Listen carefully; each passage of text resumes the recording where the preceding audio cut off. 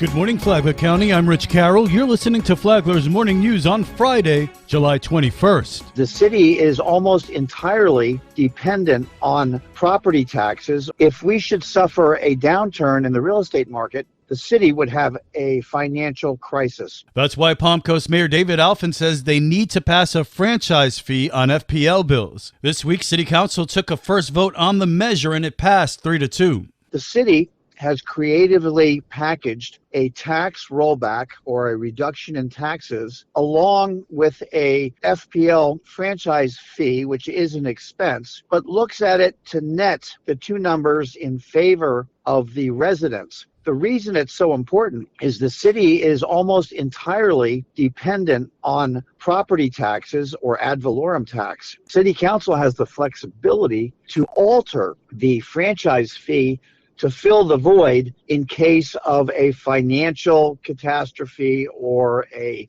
real estate downturn. This plan was done in a logical, thoughtful manner to reduce the burden on taxpayers and again to ensure the financial sustainability of our future. During the meeting on Tuesday, Council also voted to roll back the millage rate. The city understands the financial pressures that all of its residents are suffering and facing at this time. No resident will pay a penny more in ad valorem tax in the next year than they did in the previous year. We hope that reduces some financial stress on all of our residents.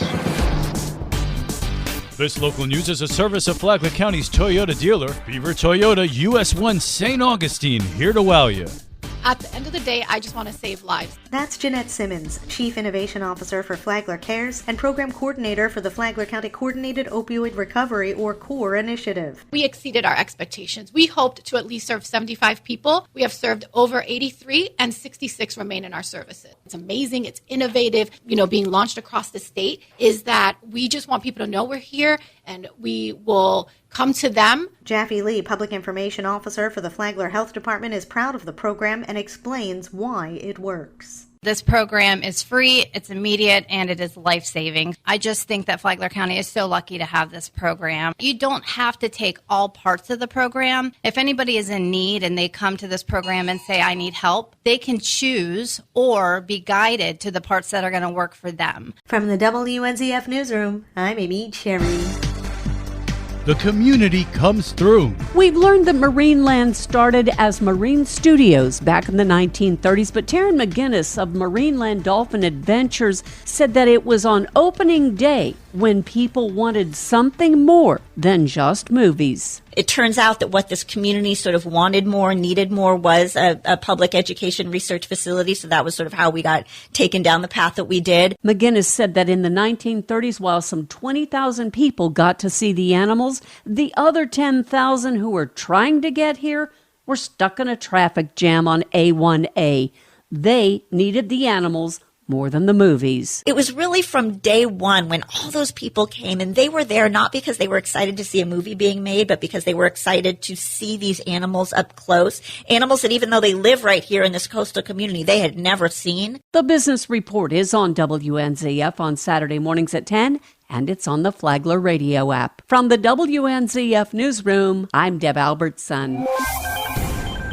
Palm Coast utility enhancements are happening at 2 locations. The City of Palm Coast's Utility Department has 2 upcoming projects planned to ensure sufficient water flow and high-quality water. The first project involves the restoration of Surficial Aquifer Number 7, which was originally built in 1973 on Palm Coast Parkway. Over time, the well's performance has decreased. The second project involves the construction of a 4-inch test well on a City of Palm Coast right-of-way between 300 and 420 Palm Coast Parkway Southwest. According to Brittany Kershaw, City of Palm Coast communications spokesperson, construction activities for this project will take place from July 19th through August 9th.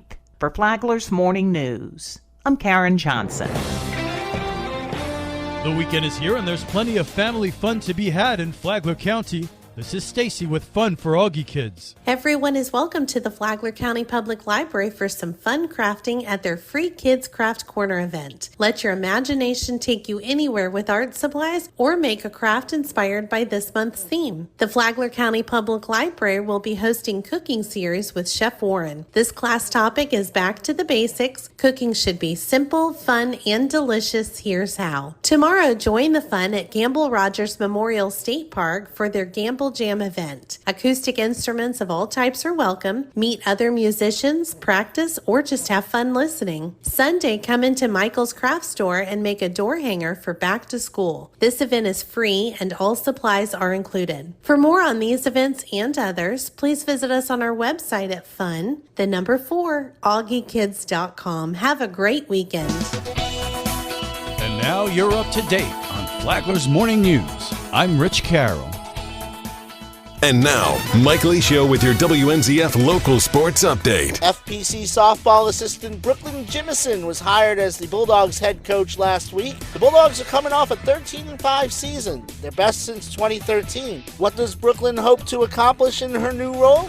Just to build something that the girls can look forward to every year, and just things that they can remember about high school and winning. Obviously, I love to win. So I'm just excited to create some new traditions and build the program up. 4 seniors graduated this past spring, but Coach Jimison is confident about the returning players and her newcomers. I am super excited for what we have coming in this year and for our coaches to get those girls together and just see what we can build as a program this year. I have really high hopes for this year. Hear the full interview when I spend 2 minutes with Coach Jimison on tomorrow's Rich and Mike Sports Show, 7:30 a.m. right here on WNZF. The Miami Marlins were off last night after being swept by Baltimore and St. Louis this week. They host the Rockies tonight. The Marlins have lost 6 straight, but manager Skip Schumacher says ups and downs are a part of every baseball season. I don't think there's any panic in there. It's just we just had a tough road trip. I mean, you're going to have a couple of these streaks, unfortunately losing streaks, winning streaks during a course of a 162, and the off day couldn't come quick enough. I didn't think we needed it coming off that break, but I think we all need it, and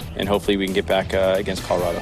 The Tampa Rays came into last night's game against Baltimore tied for first place with the Orioles. The Rays rallied from down 3-1, but Aaron Hicks scored on a Colton Cowser sac fly in the 10th, giving Baltimore a 4-3 win and sole possession of first place. The Rays have lost 12 of their last 15 and fall out of first place for the first time this season. That series continues tonight. A Yasel Pino home run was all the Daytona Tortugas could muster in a 3-1 loss to Jupiter. The Hammerheads play 3 more in Daytona this weekend. Matanzas High's Caden Golder announced he is committed to wrestle at Iowa Central Community College. WNZF is your home for local sports with updates Mondays and Fridays. From the Sports Desk, I'm Mike Licio.